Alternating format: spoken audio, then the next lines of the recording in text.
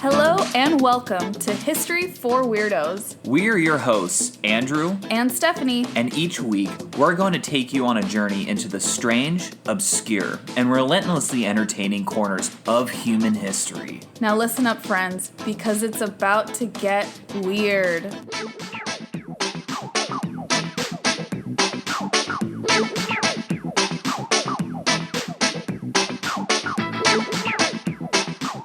Weirdos, welcome to episode number 116 of History for Weirdos. Yay, always happy to be here. Always happy to be here, and I know we're in the midst of a special month of episodes where we're going over like historical murders. Yes, the month of murder special that I was not aware of until you told me. I kind of like sprung it on you because I was like, wait a minute. You did a murder. I did like a bunch of murders in ancient Rome, so this is it. This is it. So you can guess what today's episode is about. Wait, what is it going to be about? You'll see. Oh, okay. Okay, cool. Well, Stephanie, without further ado, why don't we just take it away? Just jump right in? Let's just jump right in. Okay. Then I'm going to take us to springtime in 1935 in the beautiful country of Australia. Oh, wow. Okay. So that's where you are. Picture the scene. It's 1935, Australia. It's beautiful. It's sunny. It's warm. The world's in a little bit of a shit show, but it's true. That's okay. For this episode, it's also a bit of a shit show. Excellent. So on April 17th of that year, a couple of fishermen go out and they're looking for an aquatic creature to bring back to the local aquarium, which had been struggling to attract visitors. Okay. And they trap a shark. Oh, wow. And they think this will be a great attraction at the aquarium. It's a shark after all. Yeah. Heck yes. And boy, were they right. Because let me tell you, the shark is at the aquarium. It's called the Coogee Aquarium. I think that's how you pronounce it. It's Coogee. Australians, let me know if I said that wrong. The Coogee. The Coogee. And the shark is doing its thing. It's swimming around. It's getting visitors. When it starts to act a little funky, maybe like it might be sick, they're not sure. And then around 5 p.m. on April 25th, while spectators are marveling at this creature, the shark vomits and out comes a human arm. Oh my God.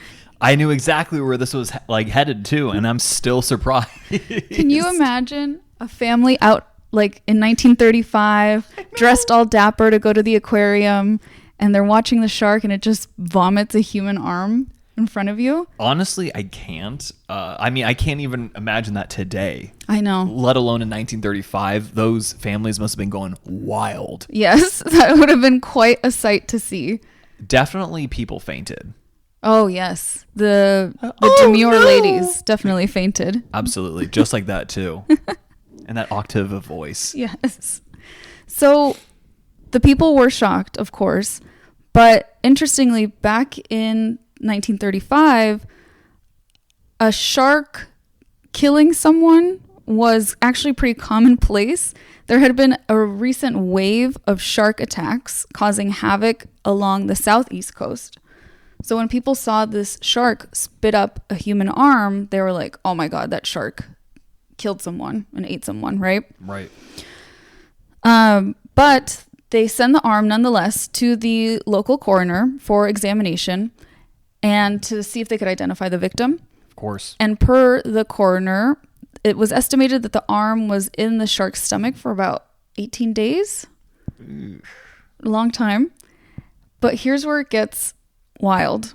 The coroner's examination also revealed that the arm showed no signs of being nibbled off by a shark or any other animal. It was cleanly cut with a knife. Yeah, and for the weirdos out there, sharks don't use knives. So Oh my God. Sharks do not use knives. This is why it is surprising. Not even in 1935. Wow. And they were more dapper back then. Yes. So that means that the owner of the arm was mutilated, most likely murdered, right? Oh my God. And as we're about to see, this shark vomiting up a human arm led not only to one, but 2 murder mysteries. 2 murder mysteries? Mm-hmm. Oh my God, we have another double whammy here. Another double whammy. So let's talk about the investigation. As the investigation commences, the cops have one witness, the shark. He doesn't speak English, does he? No, he can't really explain what happened. And then sadly, since he can't talk, they kill him. No! To open him up and see if there are more body parts inside. Oh, well, I kind of understand that, actually. I know, but it was still really sad. And they didn't find any more body parts inside the shark, but guess what they found? What? A smaller shark. Oh, no! Yeah, the shark had eaten a little shark, and they actually think that the arm had been inside the little shark. Oh, no wonder the shark was just like little green around the gills. Yeah. So to speak. Yeah, he had lots of stuff in his belly. Eesh. So the next best thing that they have to go off of in the investigation is that on the arm in question, there is a distinct tattoo. And the tattoos were rare at this point in time. Yes. Yeah, not as commonplace as they are today, for sure. Absolutely. The tattoo depicted 2 boxers facing each other, fists poised for a fight. And they were like, okay, this is our best shot at solving this mystery and identifying this body. Right, that's a pretty unique tattoo. Yeah, it is. So information about the shark vomit incident, as I call it. The shark vomit incident. Oh my God. And details about the distinct tattoo were released to the press. And of course, everyone was talking about it at the time. And a man named Edwin Smith contacted the police, believing that the arm could belong to his brother, James, who went by Jim, and who had been missing for several weeks. James's wife, Gladys Smith, was called in. She agreed, looking at the arm, that she thought it belonged to her husband. And they were able to get some fingerprints that matched with James's. So they concluded that this arm belonged to Jim Smith. Oh my God. Okay. So Jim Smith, we don't know a ton about him. I did try to find more information, but all I could find was that he was a 45-year-old English-born resident of Gladesville, Australia, and he had been a boxer in his youth, hence the tattoo. Right. That would make a lot of sense. And Smith managed a local billiards bar, and he had a history as both a criminal and a police informant. Of course. Well, I mean, I guess that kind of makes sense, right? Usually the cops recruit former criminals to be informants. So he was a snitch. I'm going to say it. I mean, this is all starting to come together. Like the pieces are starting to fit. I agree. He was known actually as the associate of a crooked local businessman named Reginald Holmes. Reginald Holmes, you say?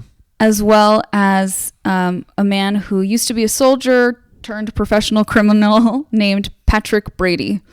So you're going to want to remember those names, Holmes and Brady. Okay, so Reginald Holmes, Patrick Brady. Got it.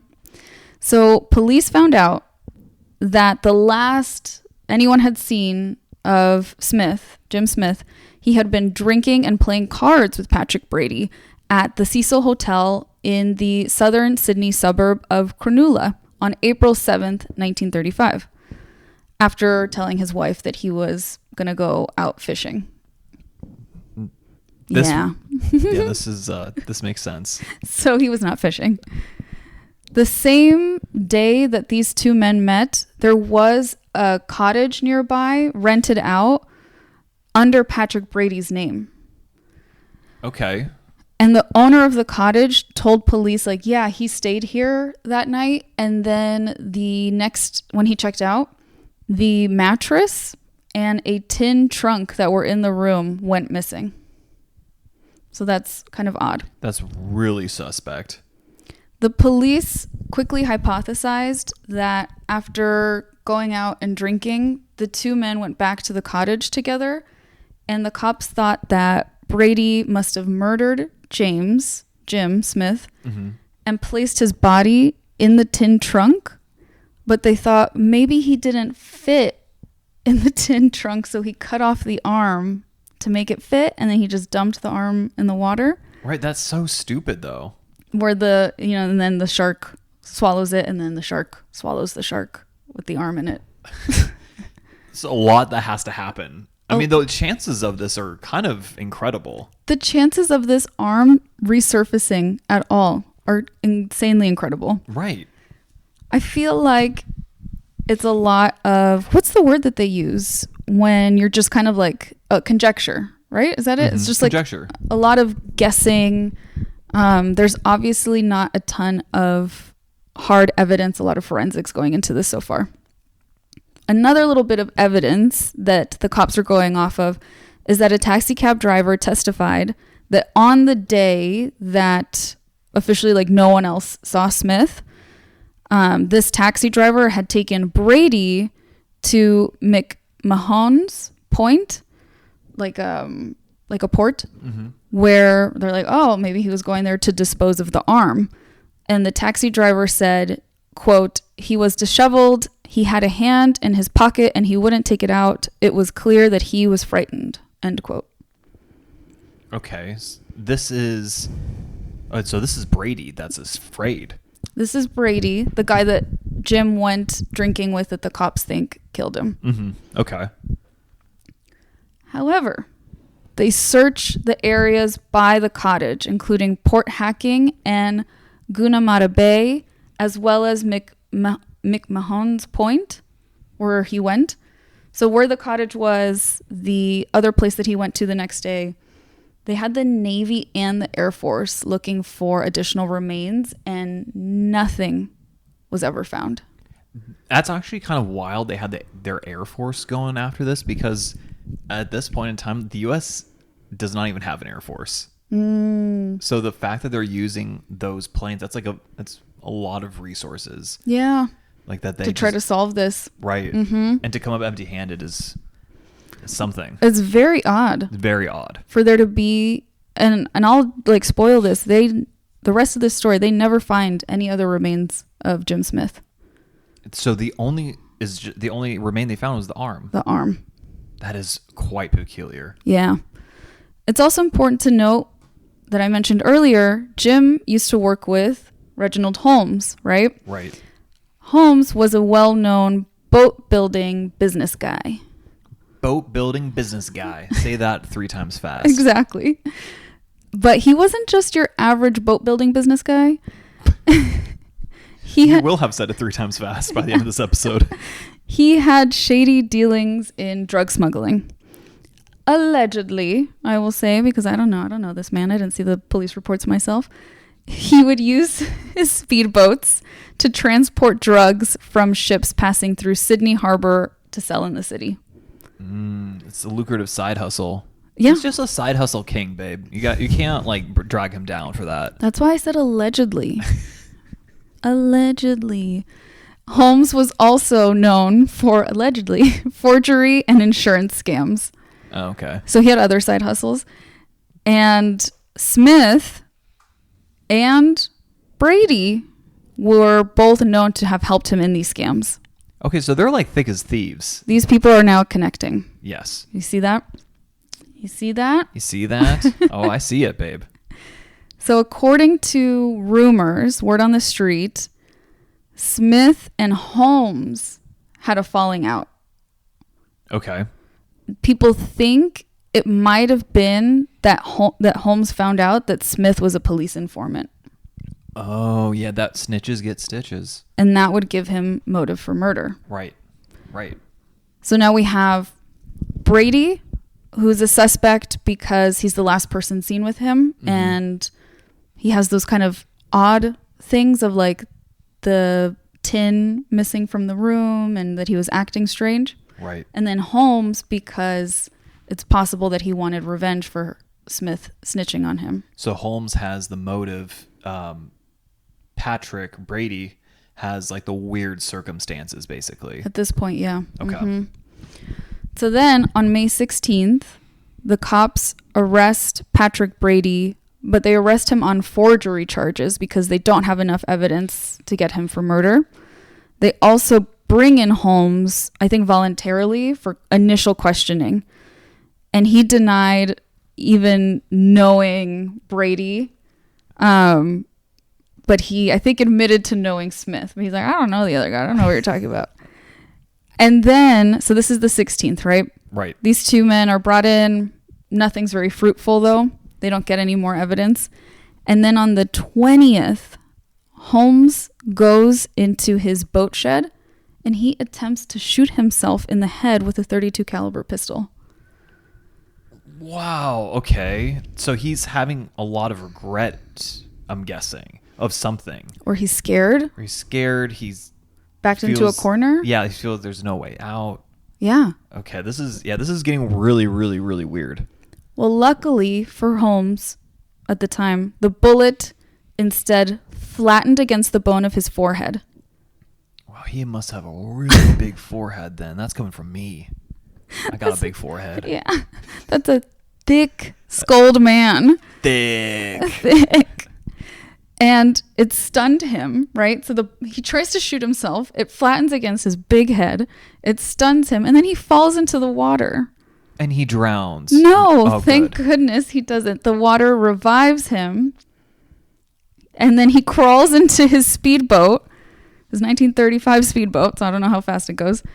And he ends up engaging in a police boat chase around Sydney Harbor for nearly 4 hours. Okay, Australian weirdos, if any of you guys have heard of the story, please let us know. I feel like as Americans, you guys are very similar to our Floridians, that you guys go hard. You guys are really, you're a rambunctious bunch. This is definitely rambunctious, I would say so. But much respect. Yes, respectfully, you're rambunctious. Yeah. But to almost die twice, right? You almost died of a bullet wound. You almost drowned. But to crawl into your speedboat and then the cops chase you around for 4 hours? That's wild. I mean, I can't even begin to understand his thought process on this. I don't get it either. What does he want?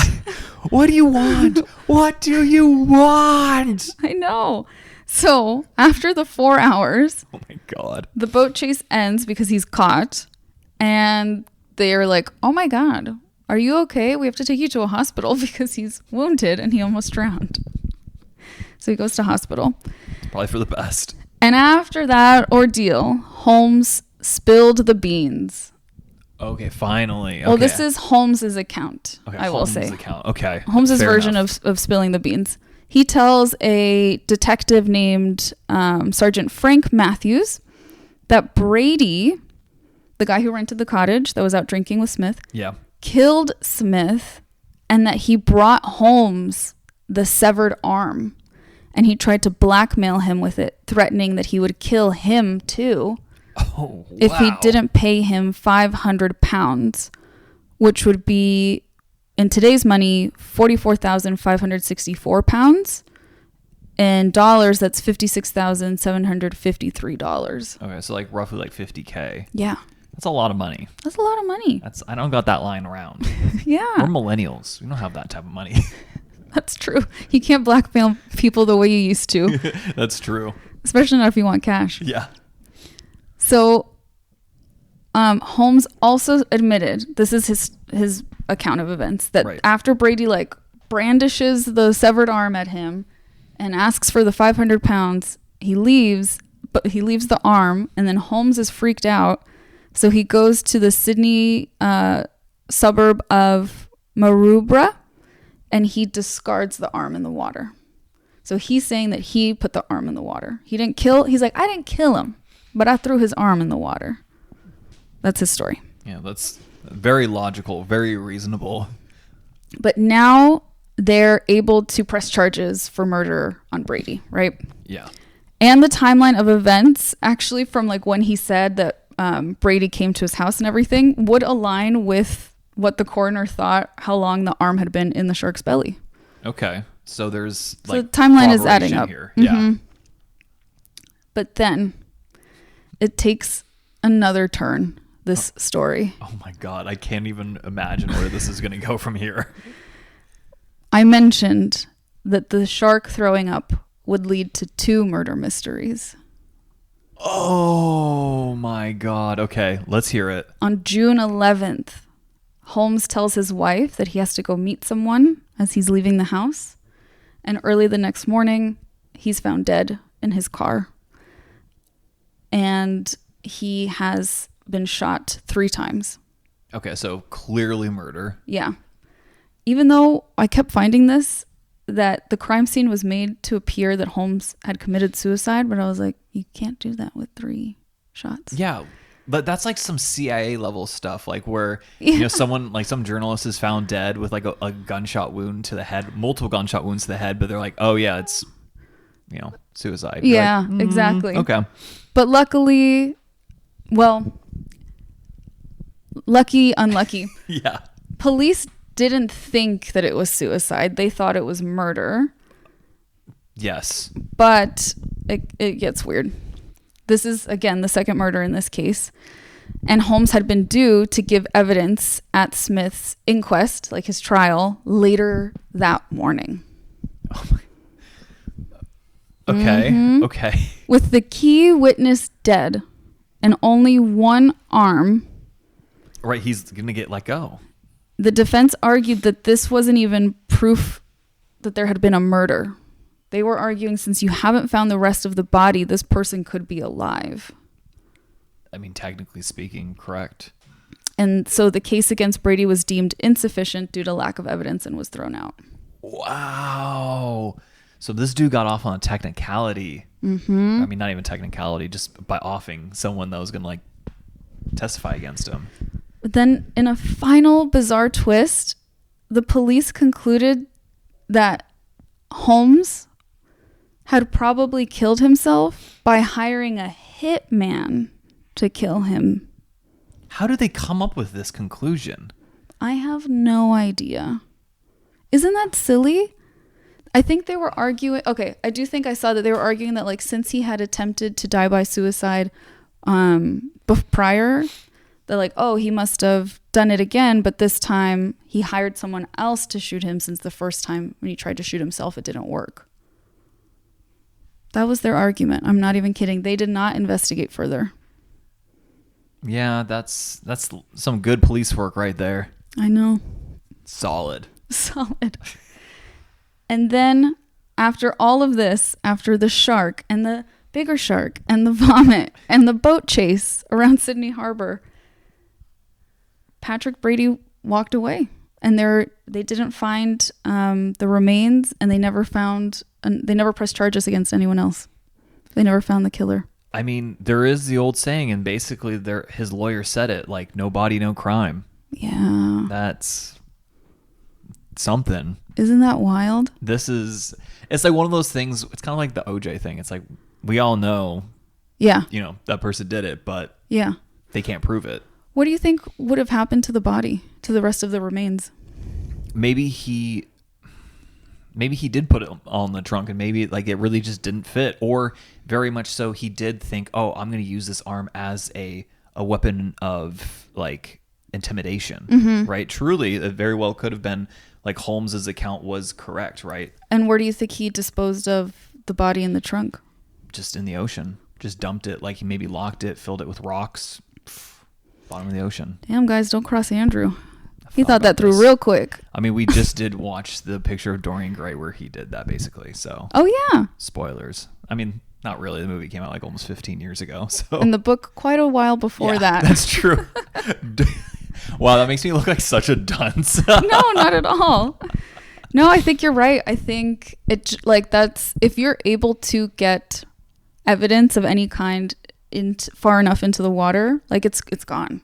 Yeah, absolutely. I mean, no one's going to find that. The fact that this shark swallowed a shark, spit it up in front of an audience of people, what are the odds? I mean, the odds are astronomically low. Yeah. Like astronomically low. Otherwise, you would think that you'd get away with it, right? Yeah, and you probably would. Mm-hmm. Well, Patrick Brady maintained his innocence on both deaths. He said he didn't kill Holmes or Smith for the next 30 years. And in the spring of 65, he dies peacefully at a hospital in Sydney at the age of 76.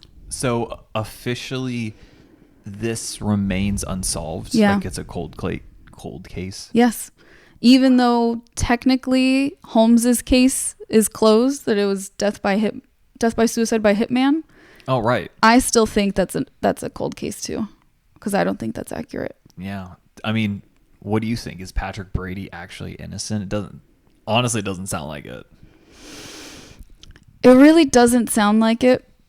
I think it really could be that just kind of what we think, right? That once he found out that Holmes ratted on him, I just don't understand. Actually, this was bugging me. I didn't get a good understanding of why Brady would murder Smith. There was the report of Smith and Holmes having a fallout. Right. But obviously Brady and Smith were good enough that Smith is out like, oh yeah, let's go drink. Let's go play pool. I'll tell my wife I'm fishing. Maybe it's just a weird circumstance. You know what's actually funny is if everything that we've read or like the that we've gone over is correct. Mm-hmm. Like, what if Holmes is actually the one? He lied. He's the one who killed the person. He made up some bogus like story about how Patrick Brady like cut off his arm, but it was really him who did it. Maybe he did dispose of the body. He messed up with the arm for whatever reason. Yeah, and he's trying to frame Brady. Yeah. And then Brady finds out he's trying to frame him and he has him killed. Ooh. That's a really good alternative. And then Brady knows he can't get in trouble for the Smith murder. Yeah. Because there's no body. You know what would actually be like even more wild is if Holmes did actually hire a hitman to kill him and they're telling the truth. That would be so weird. Yeah. That's such a weird way to do it. Let me hire a hitman for myself. No. It's not unheard of. Yeah? It's not unheard of. That's so sad. But it's not common. Yeah. As you can probably imagine. I would think that that's not common. Well, sadly, like I said, we will likely never know the full story. Man, that is... Again, I just want to know. We don't know how the arm got separated from the body. We don't know who killed who. And there just remains a lot of unanswered questions. I mean, the fact that we're doing this episode because a shark barfed up an arm is literally the most like History for Weirdos-esque moment I think ever. I just love the image of the shark barfing up an arm in front of like a family for some reason. And they're like, oh! Yeah. Like, oh dear. Yes. And then they just like fall. And again, it led to not one but two mysteries there. That's true. The only thing that is certain is that the investigation into the murder of Smith and his severed arm would become legendary in Australia's legal history. Right. Straying Weirdos, if you guys are listening, I want to know if you guys have heard of this before, because I'm really interested. Apparently it is very well known. I'll share my sources for this week really quickly. Nice. Because one of them was the Sydney Crime Museum. Ooh. Where this was pretty prominently featured on their website. I've been to Sydney. I haven't. Sydney, Australia. Oh my goodness. I'm really sorry. We just lost any Australian weirdos. I know, with my just absolutely horrid accent. There is also Mental Floss, the dictionary of Sydney.org, localhistories.org, and Wikipedia. Oh, excellent. This is also one of those stories that you will often see. So many of the weirdos can relate to this on Reddit or history memes, things like that. You'll see like a picture of a shark. It's not the shark, but then it's like, did you know that a shark threw up a human arm that led to a murder investigation? And then apparently it was 2 murder investigations. Yes. The shark arm murders. The shark arm murders is exactly what this case is called. It literally is like there was a shark, there was a human's arm, and there were murders. Like literally just 3 words thrown together. Shark arm murders. Yeah, that describe everything. Yeah. Also, weirdos, fun fact about sharks, they're older than trees. Gasp. Yeah, they're like over 400 million years old. That's creepy. I know. I have a shark tattoo. You do? Mm-hmm. I do know that. Now the weirdos know too. Now you guys know. Well, thank you so much, Steph. This was such a weird, like just wonderfully weird, weirdly also cozy murder mystery. Oh, I don't know why. It's like, this is like, there's nothing cozy about it. Maybe it's just because I'm with you. Oh, thank you. Yeah. Crime can feel cozy sometimes. It's interesting to ponder a mystery. Always. Yeah, I think it's the mystery aspect. Definitely. Okay. So, weirdos, you know the drill. If you are listening on Spotify, let us know what you guys think. Leave us a comment. Let us know who's at fault here. What do you guys think? Also, you know where to find us on Instagram at History for Weirdos. So if you haven't started following us, just go ahead and do that already, okay? Yeah, we share videos on there. Yes, exactly. Okay, weirdos. Until next time. Adios. Adios.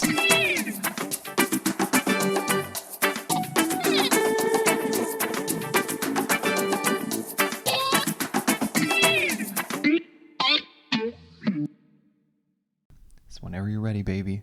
You're starting it. I'm starting it. That's right. Okay. Okay.